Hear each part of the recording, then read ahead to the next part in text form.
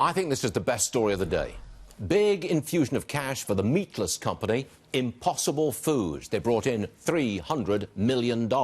They've got a total now of $750 million. A meatless company. David Lee is the chief money guy at this company, which is called Impossible Foods. Did I get that in? I think I got that exactly right. Impossible Foods. You've got a remarkable amount of publicity here. I'm looking at the front page of the Financial Times, and it says, Impossible Foods' mission to bring veganism to the meat-eating masses.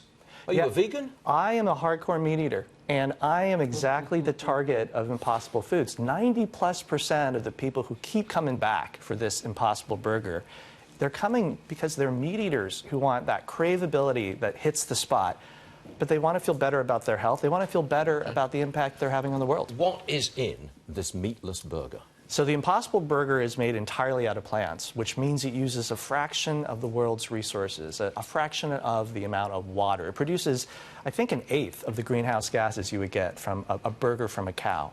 But it has that same magic molecule, the only molecule that makes craveability happen in beef. It's called heme. H-E-M-E? That's right, you got it. Heme is what a cow needs to turn itself into delicious beef. We found it in a plant. And we're the only ones with the patents and the know-how to produce it at scale to make delicious, craveable meat entirely out of plants. You're very fashionable.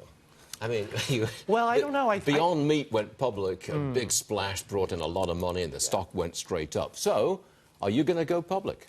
We are in no rush to go public. Why not? Well, we've had the benefit... You've got a piece of the action, David. You could cash out and become an even more wealthy guy than you are already. Well, we are in a rush to make sure we can serve our mission by increasing our supply for meat eaters.